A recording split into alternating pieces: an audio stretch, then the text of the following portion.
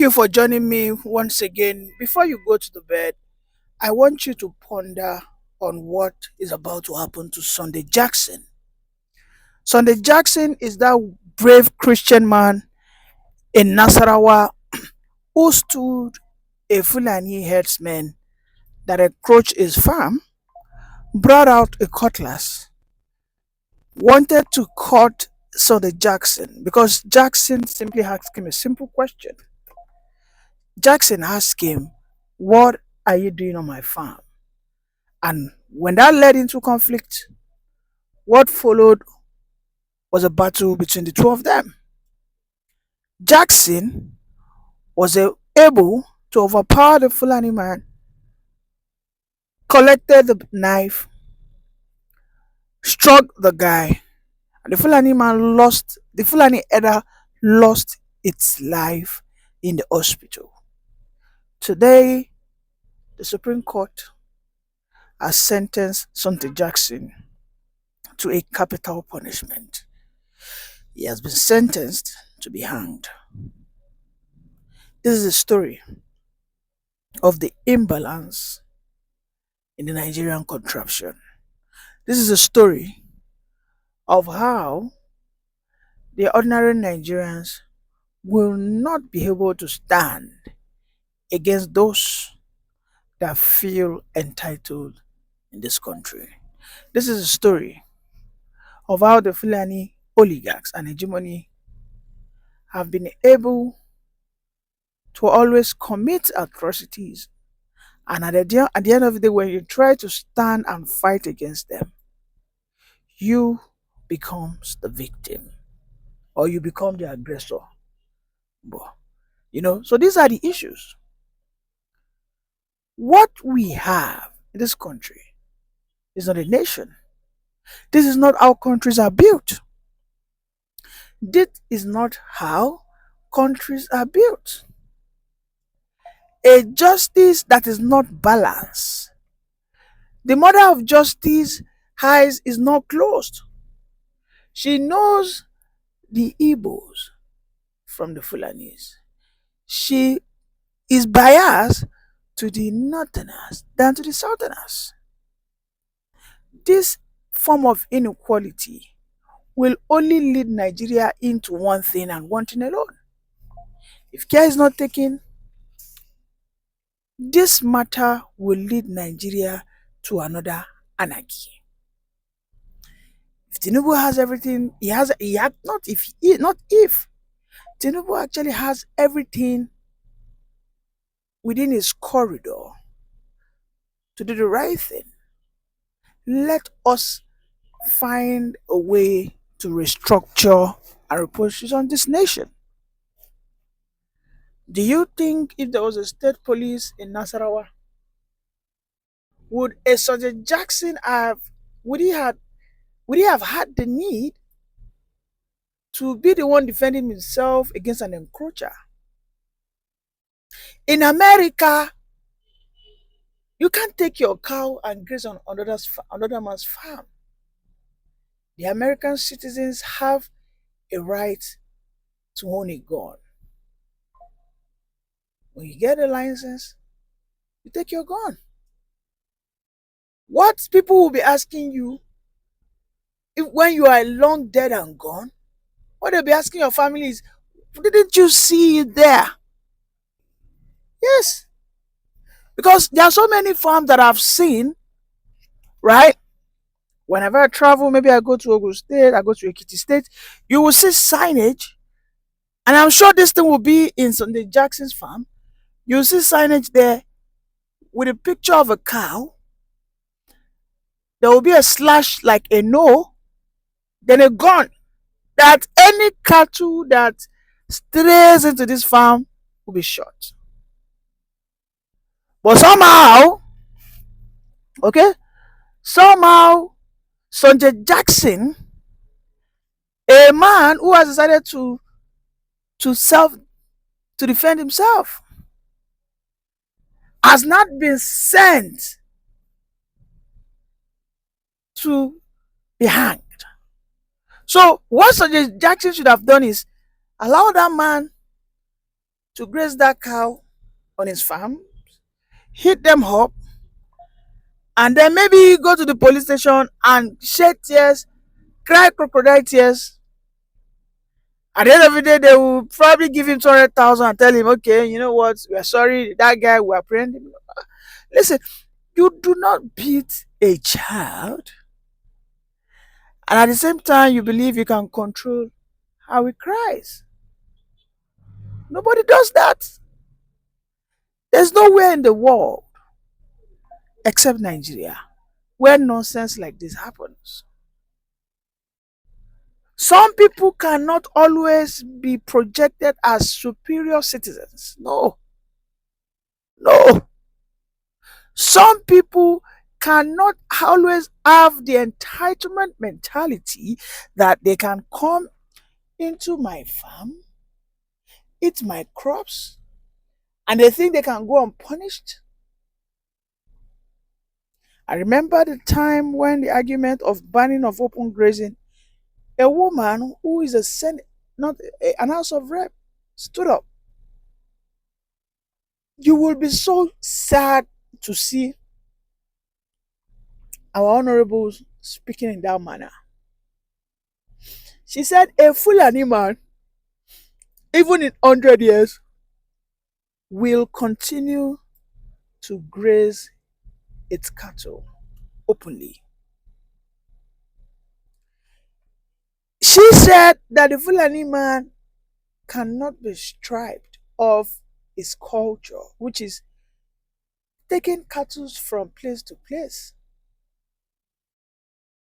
That the Nigerian government does not have the capacity. That there is absolutely no precedent that can put a stop to that. No, you are hearing now. The greatest mistake of Sunday Jackson is he should have allowed the cow to eat up his crops. By now, he will be alive. Imagine, oh,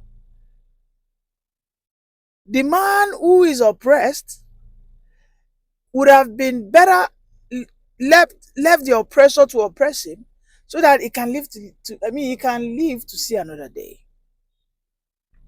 That is the ideology Nigeria is passing to every one of us. That when you see a Fulani man encroaching your farm, why Nnamdi Kanu is still in prison is because Nnamdi Kanu has done what shouldn't be done. Nnamdi Kanu created Eastern security networks that are, shooting down cows in the forest of the southeastern region. And this is why you see that all northern influences, all northern political jobbers will come out and call Mazi Nnamdi Kanu a terrorist. This is why you see they will say that anybody that supports the release of Mazi Nnamdi Kanu should never be forgiven by the North. Sunday Jackson dared to question a Fulani Eda. A Fulani Eda is seen as a national asset.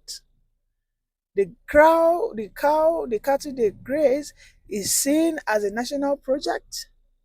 So how dare you, an ordinary common man from Nasarawa Sunday Jackson, how dare you take up, grab, and twist, defeat, unharm, disarm a Fulani man who has encroached your farm? How dare you?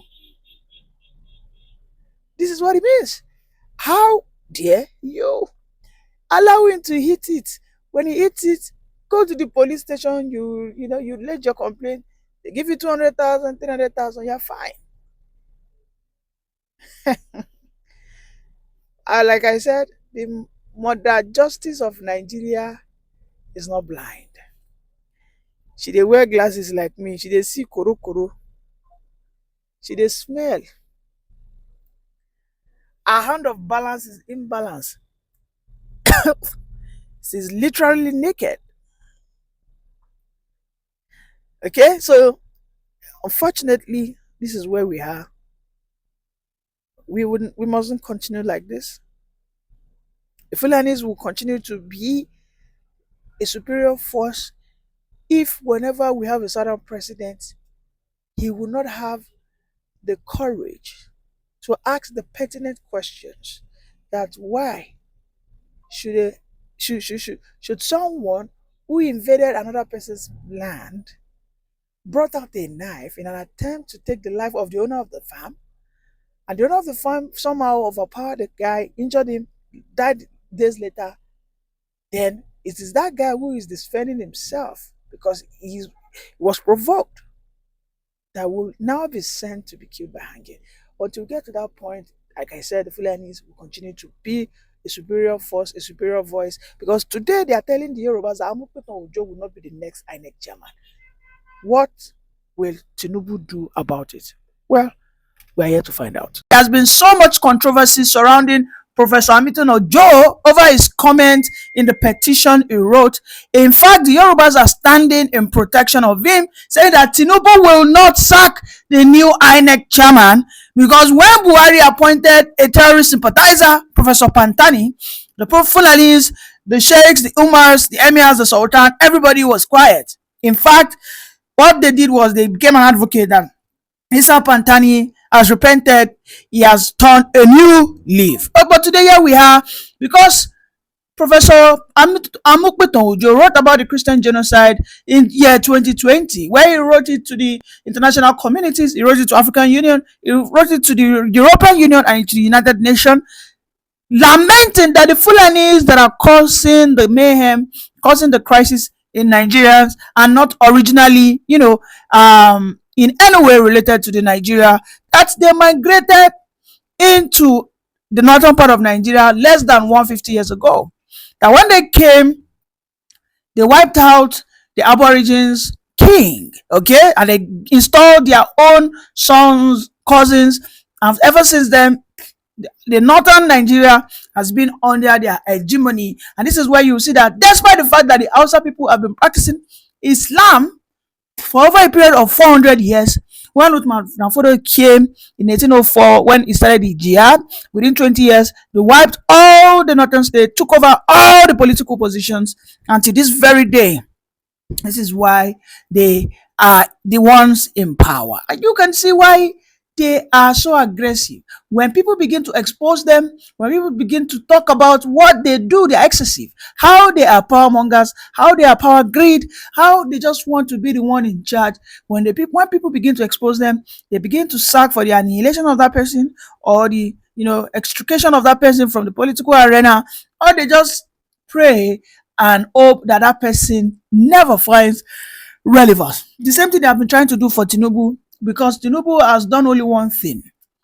Since 1999, Tinubu has recognized the Middle Belters. I mean, nobody, no president out there has been able to somehow compensate and bring to the fore the Middle Belton. The fact that Tinubu has made the Chief of Army Staff a Middle Belton, a Kogi man. He has made a Just man the INEC chairman. He made a Kogi man the NNPC chairman. He made another Kogi man, what's it called? So many positions. In fact, Tinubu is, after the Yorubas, Tinubu's nearest political allies today are the Middle Beltons. But on paper, these people are called Northerners. But when you ask the core Northern Fulani man that, I thought you said Amukpeton is from North, why are you lamenting? Like, why are you complaining? They will tell you it's not Northerner. One, because he's a Christian. Then secondly, because they know what they did. Yes.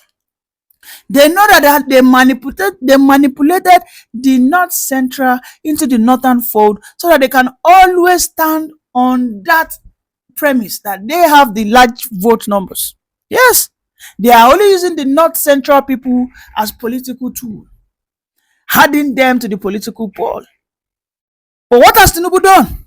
He has exposed them. That hypocrisy has been exposed. And today, in fact, like never before, the Kogi, the Jos are aligning with the Yoruba presidency. They are aligning with the Yoruba kings. They are also calling for restructuring. They are calling for separation. The Yoruba people have said that if Tinubu keep getting threatened, that he should sack Amukpito Ojo, that he should sack Amukpito Ojo because he said that they are not in any way original to the Nigerian soil. Show me the lie. They don't want anybody to talk about it.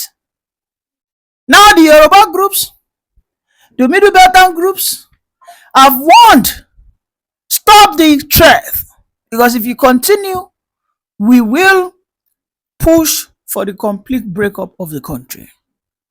For me, on one hand, I am praying for the Northern Fulani, group to continue to push Tinubu. I want them to push Tinubu until Tinubu sacks the INEC chairman, which I know is impossible, by the way, but I wish Tinubu does it. So that when Tinubu does that, it will give us the perfect alibi to now hit the street for a complete Nigerian breakup. Yes, because Buhari cannot be there. Buhari was the first guy that appointed a man from his ethnic extraction, a Fulani man, Professor Mahmood. Mahmood was there for nothing less than 10 good years. Okay? Mahmood was there for nothing less than 8 years. He appointed all the service chiefs from the north, every one of them. They cannot tell me that Tinubu has appointed all the service chiefs from the north. No. I mean, from the southwest. No. The chief of army staff is from the north central. The chief of defense staff is from the southwest. Fine. The naval officer is from the north. The air force officer is from the north. Okay? Now, some are from the southeast. Okay?